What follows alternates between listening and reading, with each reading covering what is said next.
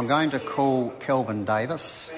Yeah, Mr Chair, if there was ever an advertisement for reducing his zero alcohol intake, that speech was it from the Honourable Tauhenare. Mr. Point of order, the Honourable Tauhenare. Mr Chair, you cannot say or even suggest or even imply that a member has been drinking. And I want to go further. No, I hear what the member says.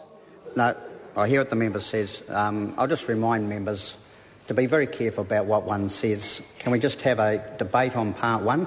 Time is running out, and I'd like to think that we could actually have something constructive about part one. Kelvin Davis.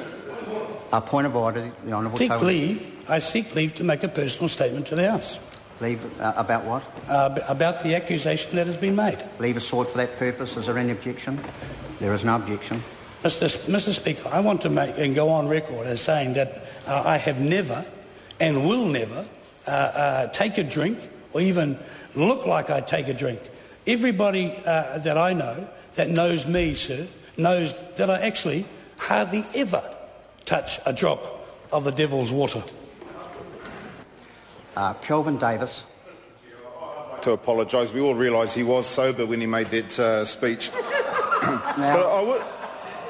Now look, that just doesn't add any value whatsoever.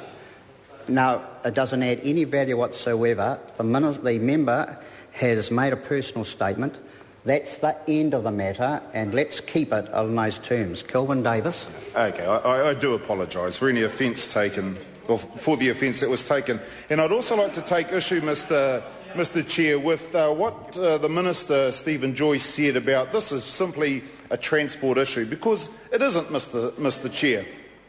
This is about my Uncle Tony, who killed himself, wrapped himself around the three bridges in between Kauako and Moirua some 30 years ago. It's about him and the widow that he left behind and his 7 kids, and the impact that accident has had on our whānau in those 30 years. It's about the young fella that I played rugby with 5 years ago. He didn't actually have enough time to play enough games with us for me to actually get to know him properly and know his name.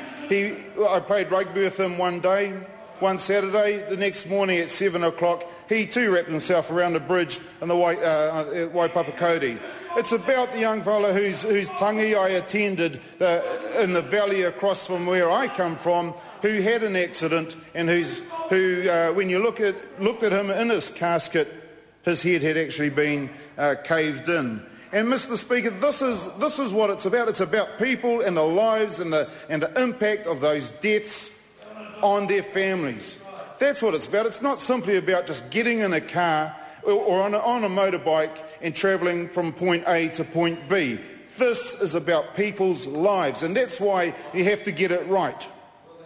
That's why when I actually agree with Gareth Hughes when he says, and we are talking about a land transport bill, and as far as I'm aware, trains do travel on land, and if we could actually reduce the amount of traffic that was heavy trucks, heavy vehicles that were transporting goods on our main roads, that would make things safer for us. And in fact, new section 16A talks about a restriction of heavy traffic on roads. Well, yeah, let's have a restriction. Let's move the heavy traffic and transport it by rail so that there is more space on our roads for cars. And let's look at actually maintaining that line between Whangarei and Auckland, the rail line, and maintaining it so that we can actually remove the heavy vehicles from our roads. And if there is to be a restriction on heavy traffic, and I see in Clause 8 at Section 16A, it says the agency may or another road controlling authority may, by public notice, direct that any heavy traffic or any specified kind of heavy traffic defined in the notice may not proceed between any two places by way of any road or road specified in the notice.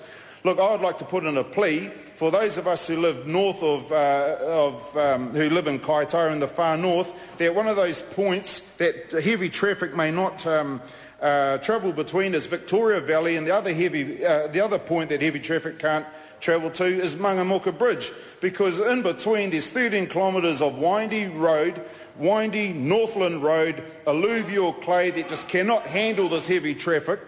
That when you're driving between Victoria Valley and Mangamuka Bridge, and you come up behind a logging truck, there's nowhere to pass, and when finally you can get past them, you speed off ahead, and within 200 metres you come across another heavy logging truck. You overtake that one finally, and then there's a third. And Mr. Chair, these are the roading conditions that we have to live with up in the far north on a daily basis, Mr. Chair. Now, if we look at the section around not dropping the blood level from 80 milligrams down to 50 milligrams.